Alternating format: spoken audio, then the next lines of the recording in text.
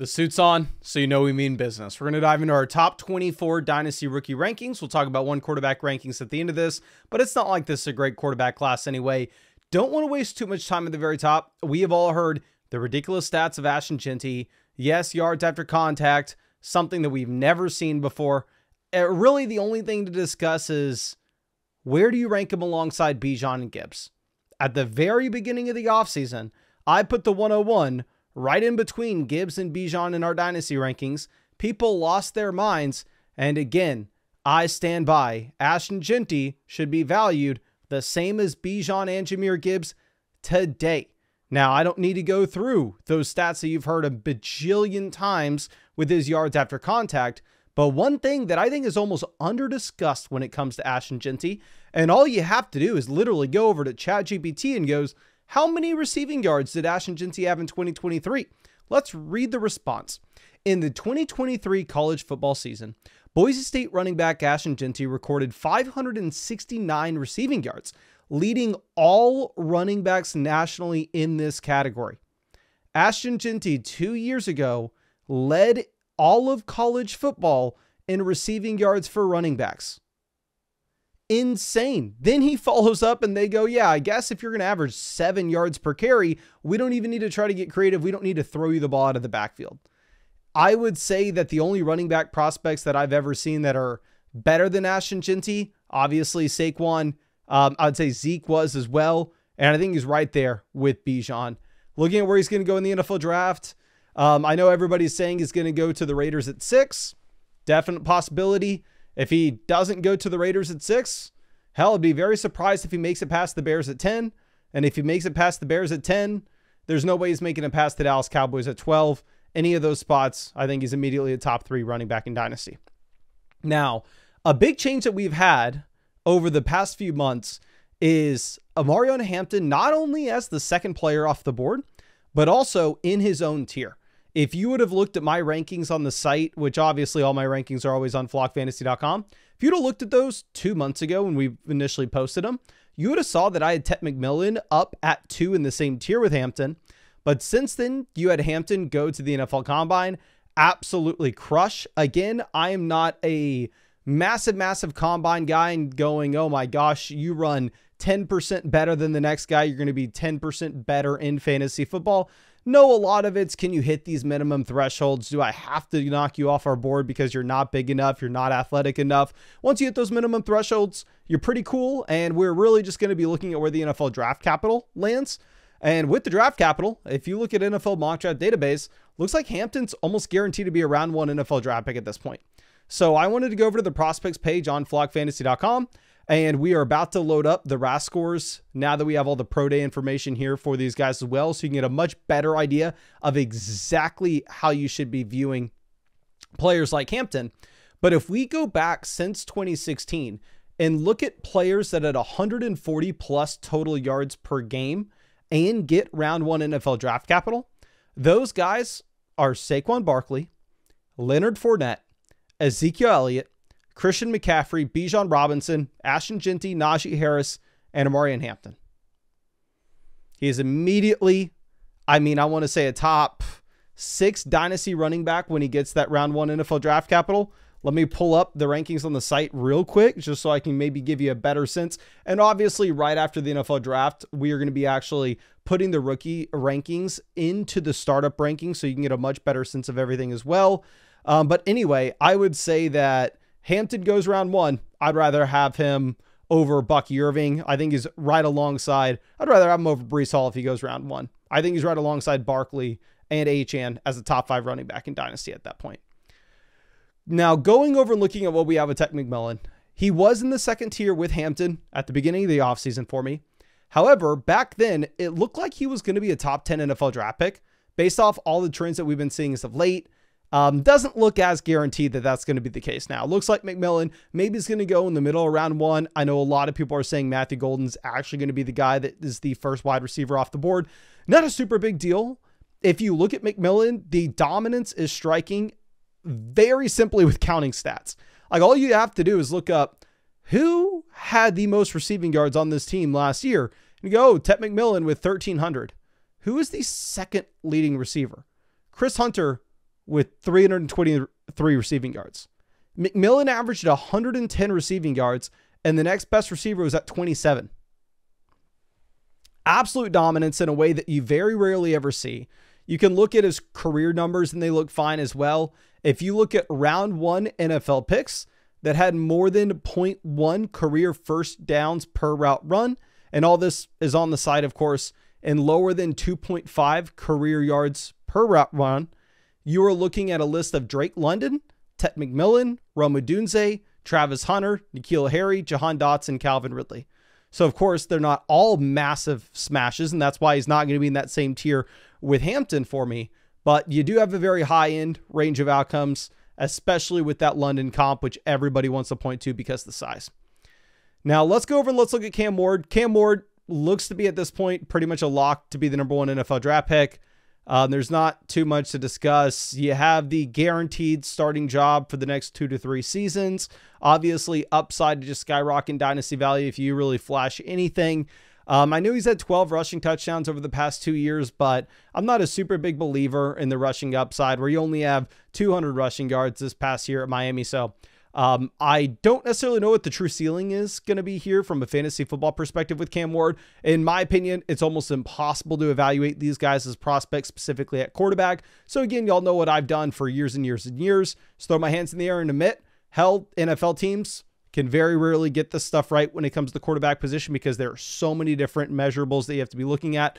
So what I focus in on is NFL draft capital, which 9 times out of 10 will tell us the job security of the quarterback besides Trey Lance. Rushing upside, which will tell us if that quarterback is starting, are they actually putting up fantasy points? And then on top of that, the situation that they're stepping into, because if you're stepping into a Niner situation like Brock Purdy, where you're surrounded by the best weapons and a great offensive line with a great coaching staff, you're naturally going to be able to find success. Cam Ward, don't love the rushing upside. It's okay, but just don't love it. I don't love the situation he's stepping into, but he does get the #1 overall pick, draft capital. Now, going over to Travis Hunter, obviously, this is pretty much impossible to rank him.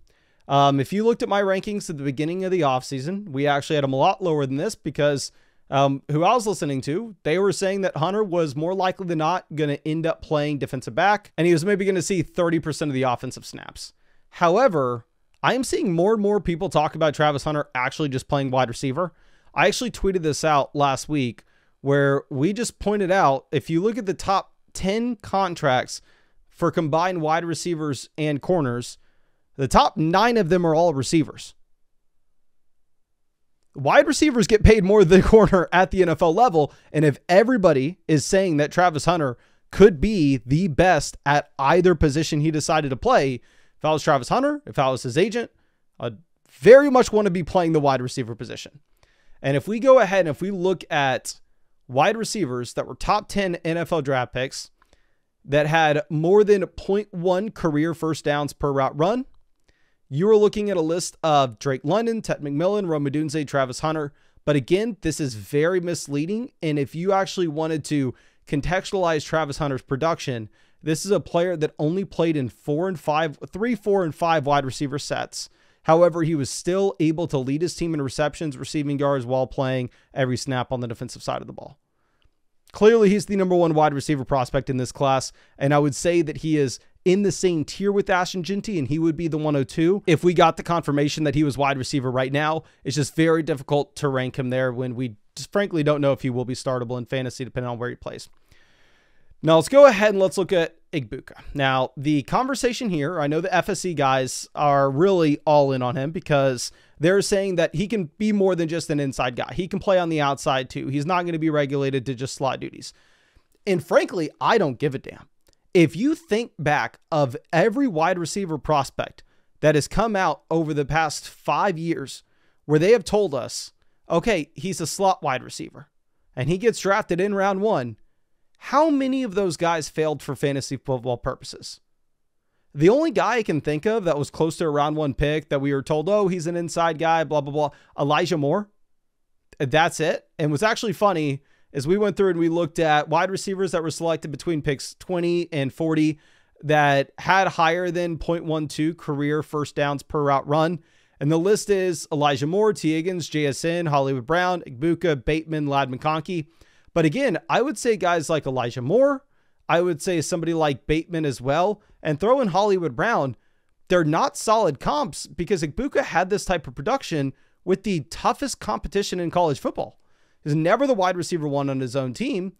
You had to play with Jeremiah Smith. You had to play with Jackson Smith-Njigba. You had to play with Garrett Wilson. You had to play with Chris Olave. What are you expecting from the dude? So realistically, if he gets round one NFL draft capital, I don't care if people are making an argument, oh, he's an inside guy, he's an outside guy, he can do both. Because I want him to be an inside guy. I want you to be Ladd McConkey. I want you to be better for fantasy football than you are for real life. The exact opposite of what I want is Matthew Golden, where they're saying, oh, his speed, he's going to be stretching NFL defenses. Cool, you go high in the NFL draft, but you're not helping my fantasy team. Egbuka may be actually doing the things and have the job that's going to move the needle in fantasy football. Now, let's go ahead and let's look at TreVeyon Henderson. So Henderson right now looks like he is going to be a round 2 pick. Of course, you go round 1, you're jumping dramatically in these rankings, right? You fall to round 3, you're going to slide down a bit. And obviously we're going to have to update everything with landing spots too. But we are looking at a committee back that splits with Judkins. Judkins is going to be right after this as well, where Henderson's a little bit more of the receiving back, where TreVeyon Henderson does see 284 receiving yards in comparison to Judkins at 161. We see Henderson be the more efficient running back with 7.1 yards per carry in comparison to Judkins at 5.5. Now, the argument, I know I've heard the guys at FSC talk about this. Bush is very much in on Judkins, is Judkins was getting the carries where he had to do the dirty work. He's working on the inside. Henderson gets to go on the outside. Naturally, those are going to be the touches that are more efficient, right? You think back, and I know it may not be a good comp now because they're much older, but you think way back in the day when you had Ezekiel Elliott and Tony Pollard together. Naturally, it makes sense, right, that on a per-touch basis, Tony Pollard is going to be more efficient than Zeke based off the touches that they are getting in the offense and what they are being set up to do. I think that's kind of the situation here, so I view them in the same tier. I wouldn't be super surprised if either guy goes higher in the NFL draft, but if Henderson's going to have the role as a receiver, that's more valuable for fantasy purposes, in particular, especially in PPR leagues. And if you go ahead and if you just take a peek at round 2 running backs that actually had an elusive rating around 90 and had more than 20 receiving yards per game since 2016, you're looking at DeAndre Swift, Dalvin Cook, Hampton. Hampton may go round 1 though. Joe Mixon, Cam Akers, Zach Charbonnet, and TreVeyon Henderson. Now, on the Judkins side of things, if we look at running backs that had higher than 30% of their career touches being first downs and fewer than 25 receiving yards per game, you're looking at DeAndre Swift, Jonathan Taylor, Kenneth Walker, Derrick Henry, Judkins, J.K. Dobbins, Darius Guice, and James Cook. So both great comps. Again, this is a phenomenal running back draft class, and you definitely want to be hammering running backs where we can, at least inside the top 5 RBs. We'll talk about the later round guys in a second. Probably the biggest loser so far this offseason has been Luther Burden, where if you remember when we initially started talking about these rookies, a lot of people penciled in Burden, guaranteed round 1 NFL draft pick, and that he was the wide receiver 2 right behind McMillan, assuming that Travis Hunter wasn't going to be playing wide receiver. Since then, Combine wasn't as impressive as people wanted it to be. We have some offhand conversations of Burden may actually be falling to round 2. And if you take a second look at his analytical profile, it's not phenomenal, right? Like you can actually see that Luther Burden had fewer than 0.1 career first downs per route run, lower than 2.5 career yards per route run. Now, he was an early breakout. You go back and you actually look at his 2023 stats, obviously being much better with 1,200 receiving yards in comparison to what he had in 2024 with about 676. And I know a lot of people are also talking about Luther Burden maybe seeing more of those manufactured touches, right? Those screens around the line of scrimmage. But if you get a sense of the receivers that had a similar profile coming out that were drafted between picks 20 and 40, since 2016, you had guys like Worthy, DJ Moore, Laquan Treadwell, and Zay Flowers. If he ends up getting round 2 NFL draft capital and you have all these running backs also going in round 2 as well, I may end up actually putting Caleb Johnson ahead of him.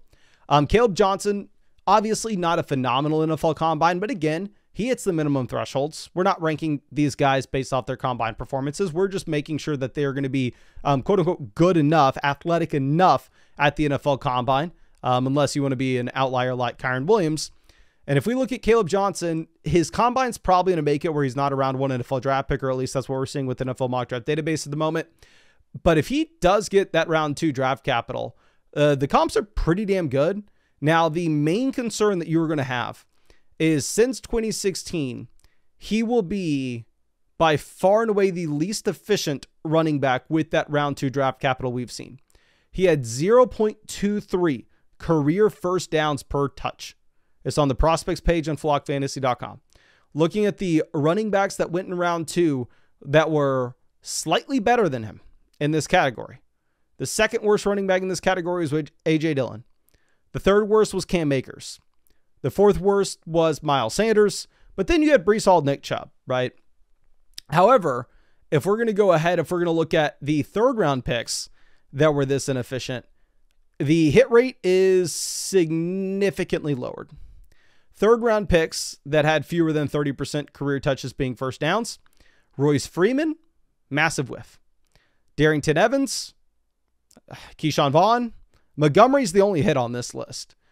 Kenyon Drake, Trey Benson, Tyrion Davis-Price, Tank Bigsby, Devin Neal, Ollie Gordon, and Kondre Miller. Now, 2 of those running backs may not go round 3, but we'll see. That's what's currently projected on our site. If we look at Caleb Johnson, I will say, obviously, prototypical workhorse. 12 games, the dude had 120 rushing yards per game. Also does get some involvement as a receiver through those 12 games. Almost has 200 receiving yards, but is third in his offense with receiving production, right? It's just very much a low volume passing attack. So the receiving production's fine. It looks like a workhorse. Not super, super athletic, inefficient offense. But I really want to see him go round 2. I think round 2 will really cement him in this tier. Round 3 be a little bit tougher if you're looking at the historical comps. Now, Shedeur Sanders is very difficult to look at. Again, I want to step back and I want to remind y'all my quarterback process specifically for Dynasty Fantasy Football. I am not going to sit here and try to pretend that I am one day going to be an NFL scout and an NFL general manager. If I was a general manager, that franchise would be the next Browns. It'd be the next New York Jets. It'd be the next dumpster fire team that doesn't do anything for 30 years. So what I do with these quarterbacks: draft capital indicating job security, rushing upside indicating fantasy football upside, and situation they're stepping into that can possibly give them that Brock Purdy type ascension based off the supporting cast. Shedeur Sanders, if he goes inside the top 3 picks, if he goes to the Browns, if he goes to the Giants, he will get that NFL draft capital, which guarantees him job security. If he goes to the Browns, the situation's going to be disgusting. Think about every quarterback we've ever seen step into Cleveland and what they've been able to do. Nothing. At some point, you have to admit it's an organizational issue that stems from the very top. And also, you're stepping into a situation where, cool, you got Jerry Jeudy. Then you look at the rushing upside and you go, okay, well, the past 2 years at Colorado said negative 127 rushing yards. Now, again, sacks are accounted for negative rushing yards, but nonetheless, what? This dude's going to have 100 rushing yards, 200 rushing yards in a season at the NFL level. So you don't have the rushing. At the same time, the situation's probably going to be pretty bad. You like him to go to the Giants. It may not start year 1, but at least you get neighbors in that instance. But at the end of the day, we also don't even know if the draft capital is guaranteed. It's not like he has been selected inside the top 3 picks yet. This could be a Will Levis type situation where everybody's penciling him out to be that top 5 NFL draft pick. And then if he slides, he may just keep on going down the board. Now let's move over to Matthew Golden. I should have worn our Texas hat because I know that this take's probably going to get us some hate here. We said at the very beginning of the offseason that if Matthew Golden is a round 1 NFL draft pick, he's probably not going to return value for wherever he goes in dynasty rookie drafts in particular. Matthew Golden goes out and he absolutely crushes the NFL Combine. He is the winner of the NFL Combine, and it wouldn't be surprising at all if you actually end up seeing Matthew Golden be the number 1 rookie wide receiver off the board. You can go back and we can look at recent drafts where you've had that wide receiver that can stretch NFL defenses with speed that nobody ever expected, even the team that drafted him, to lead that wide receiver class in receptions, receiving yards, receiving touchdowns. He goes off the board as the first receiver. Go look at Henry Ruggs versus CeeDee Lamb, right? Even if you asked the Raiders back then, hey, do you think Henry Ruggs is going to lead this wide receiver rookie class in fantasy football points? They'd probably say no. They'd say, that's not why we drafted him. We drafted him so we can keep two safeties back. He can create space underneath for our other guys, and he can help our run game. I think you could very easily see the Dallas Cowboys go out there and take Matthew Golden for those reasons, for his athleticism.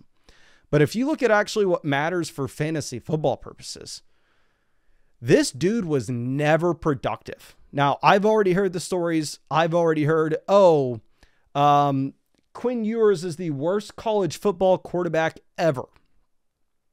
Matthew Golden was always open.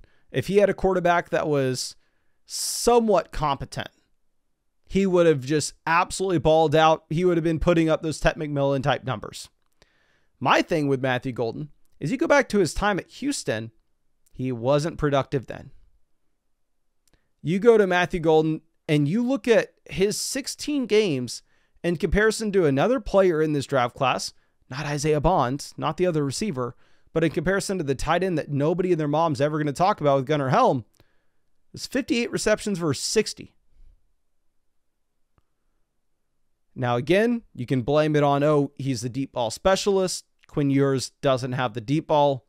But again, 9 times out of 10, you want to be betting on the player that's going to be able to profile to see volume, and those guys see volume in college. If we go ahead and if we look at receivers that were round 1 NFL draft picks that had a career yards per route run under 2.3, a career first downs per route run under 0.1, and yards per game under 90, you had Ricky Pearsall, Jalen Reagor, DJ Moore, Xavier Worthy, Henry Ruggs, Laquan Treadwell. So you have one hit on this list with DJ Moore, who I believe has produced 1 wide receiver 1 season. Xavier Worthy with upside. We will see what Worthy does. Jalen Reagor, Henry Ruggs, Laquan Treadwell is massive bust, and Ricky Pearsall kind of is a wild card. The analytical profile is very, very bad for Matthew Golden. I will probably be avoiding him and letting a film guy take him. I think he can be a good NFL wide receiver and at the same time, not a great fantasy option because of the way he profiles.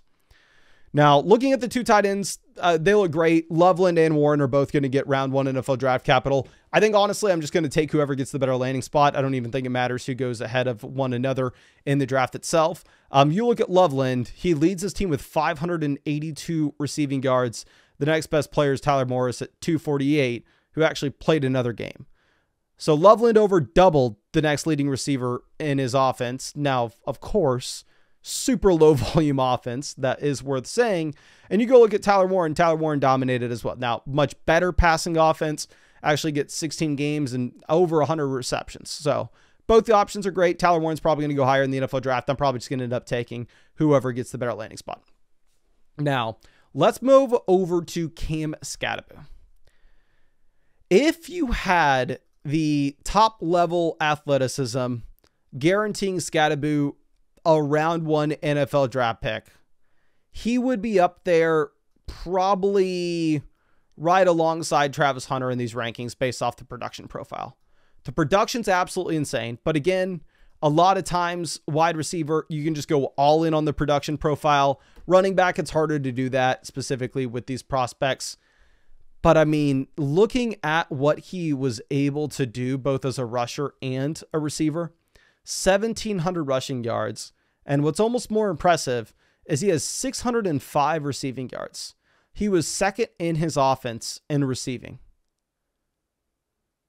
The man had almost 2,400 total yards.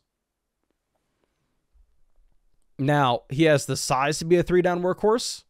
He has the receiving skill set to play on 3rd downs. The main question is he going to have the athleticism for big plays? And is that going to limit his NFL draft capital? Right now, what we're projecting out is for him to be a 3rd round NFL draft pick.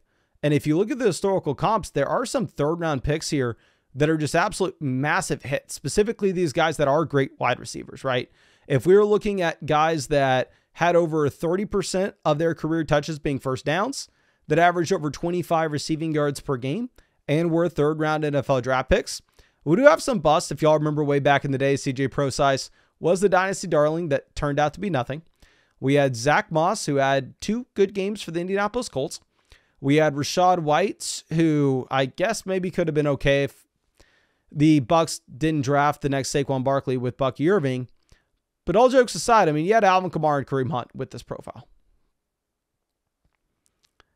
If Skattebo can turn into that next Kareem Hunt, I think 100% he is a great second-round target. I don't necessarily think anybody thinks that's a hot take. I'm going ahead and looking at Jaden Higgins. This is a receiver that I wasn't initially in on, and I still do have my questions. I think if you're going to be drafting Higgins aggressively, you have to be a believer in Jalen Noel as well, because those are the 2 wide receivers that absolutely dominated with the market share numbers here with this offense. You had about 1,200 receiving yards for both guys, and the next leading receiver on the team is the tight end with about 300. He should more likely than not be a day 2 pick. Be very surprised if he goes round 1. Be very surprised if he falls to day 3. And decent analytical profile, of course, outside of the other receiver in this offense getting a decent amount of production. He had more than 0.1 career first downs per route run. He had fewer than 2.5 career yards per route run, but he had more than 80 receiving yards a game. And if we look at that kind of profile, you have Terrence Marshall, Jalen McMillan, Denzel Mims, Malachi Corley, Rashee Rice on this list. Great name. Dyami Brown, Restrepo, Cortland Sutton, Josh Downs. So this is kind of the range that you would expect, right? We're in the second round, so you're looking at dramatically lower expected hit rates. Looking at Jackson Dart, if he ends up getting round 1 NFL draft capital, I'd probably move him over Higgins for sure. He is getting steam as potentially a round 1 NFL pick. Looking at what he's been able to do over the past 3 years at Ole Miss, he's been running the ball some, right? I mean, this is a quarterback that does have, I want to say, 1,500 total rushing yards over the past 3 seasons. And again, if you're looking at quarterback statistics, they are going to count sacks as negative rushing yards. Now, we can talk about Tuden. This is the absolute winner of the NFL Combine. Obviously, everybody moved him up their rankings afterwards. And again, I want to reiterate, if you look at the historical data, at least in my opinion and how I interpret it, it's the NFL Combine is going to be valuable specifically for dynasty managers to identify outliers that probably can't hit because they don't hit certain minimum thresholds, right? So again, going back and looking at like the Kyron Williams, the Isaiah Spillers of the world, where Kyron actually was the only guy that hit when he was that small and that slow. But typically that's how you're using it. You're looking at Isaiah Spiller and going, oh, okay, we really like this guy before the combine, but he just doesn't have the juice to get it done. We can take him off our board. But Tuden crushes arguably the top athlete there, at least at the running back position. But again, now probably locks him into being a day 2 pick. And if you look at day 2 running backs with a RAS score over 8 that had fewer than 29% of their career touches being first downs, it's not like this list is great. You have Royce Freeman, Darrington Evans, A.J. Dillon, Cam Akers, Trey Benson, Miles Sanders, Tank Bigsby. You go ahead and you look at the receiving production. He was 7th on his team in receiving yards this past year. So it's not like he's going to be a great pass catcher either. So I would definitely way rather Skattebo. Going over and looking at Dylan Sampson, not going to be going round 2, not going to be going round 1. You're looking at a round 3, round 4. If he falls around 5, 6, 7, I would be definitely more concerned. But just kind of a whatever running back. I think this is the range of RB that you're really just looking at landing spot and you're hoping that they can get a path to maybe getting a spot start and proving themselves. A little more efficient. You're looking at a running back that had more than 100 rushing yards a game, fewer than 20 receiving yards a game, but had more than 30% of his career touches leading to first downs. And on that list, we have Chuba Hubbard, Deonta Foreman, Trey Sermon, Tajay Spears, James Conner, Blake Corum, Devon Achane, as well as Devin Singletary, if he does end up going rounds 3 or 4. And the receiving here, not great again, so I don't think you can really comp him to Achane. I don't even think you could comp him to James Conner because, again, James Conner was just such a unique prospect getting college and cancer. I think he definitely comps more like Trey Sermon, to be completely honest. He was the 6th leading receiver in his offense. I'm going over to DJ Giddens. If he actually gets the draft capital that these other guys don't, I'd be a little more in on him because he has the efficiency and also he's a little bit of a better receiver here. He's actually 3rd in his offense in receiving yards this past season.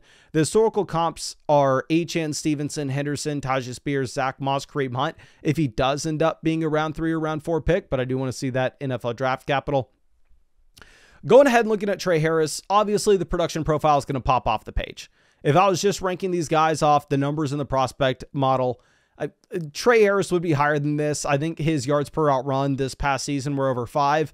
I'm going to be looking at career yards per out run here personally, which is about 3 for him, which is still a very good mark at Ole Miss. Don't get me wrong.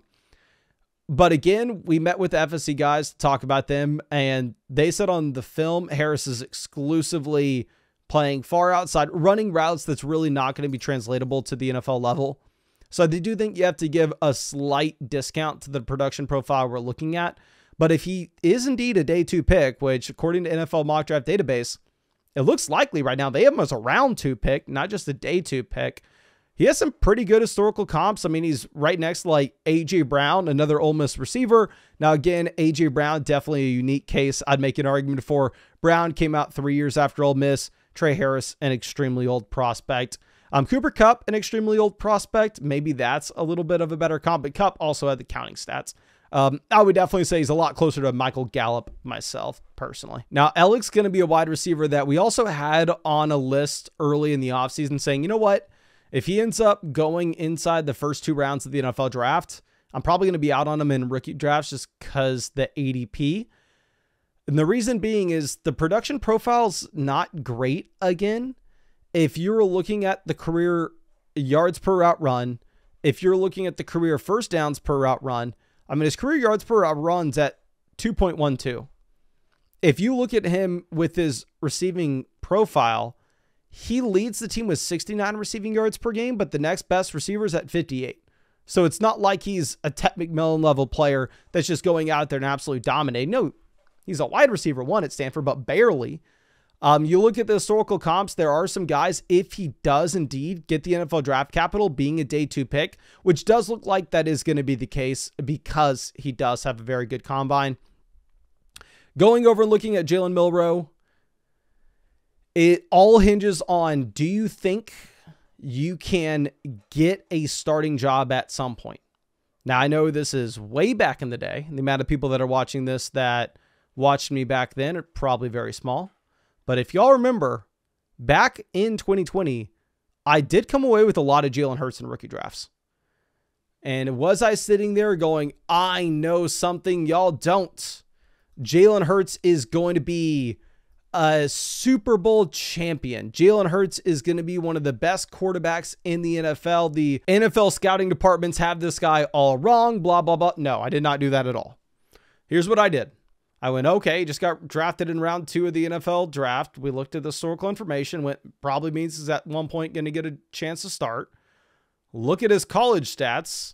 Jalen Hurts in college went out there and rushed for 1,300 rushing yards at Oklahoma. And we know if he does start, he is going to be startable in fantasy football. So if he's going in round 3 dynasty rookie drafts, give me all the Jalen Hurts that I can possibly get.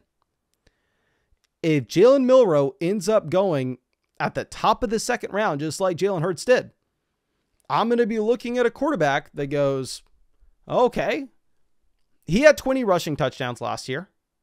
No idea if he's going to be any good from a real life perspective, but risk reward ratio, if he goes in round 2, some point he's probably going to be starting. So I'll go ahead and I will take a shot in round 3, sit him on the taxi, and see if we can actually flip him, hopefully for a future first, if he does end up getting a starting job and he can go out there and rush for 50 rushing yards in a game and score a rushing touchdown. Now, if you're looking at the 1 quarterback rankings, of course, these are over on the side as well. The only real conversation that we need to have is exactly how low are you sliding Cam Ward? In the 1 quarterback rankings, I would move Cam Ward behind Matthew Golden. I would move him behind the tight ends, of course. I'd move him behind Scadaboo. I'd move Cam Ward about to the Jaden Higgins or Tootin range. Shedeur Sanders, I think I'd be moving behind Jalen Royals. And the other guys, such as Jackson Dart and Jalen Milroe, it depends on where they go in the NFL draft, but I probably would not take them at all. And if I did, it'd be a late round 3, early round 4 pick. But appreciate you. Really hope I was able to help you out in some way with this. And of course, if y'all want to go check out, I think there are 3 rookie draft guides posted on flockfantasy.com right now. If y'all want to go check out that prospect page, if you want to get our updated rankings, which will be updated every day, pretty much until the end of time, it's all on flockfantasy.com. A lot of that stuff's free. Some of it's behind a paywall though, but I appreciate you and really hope we get to see you out with video sometime soon.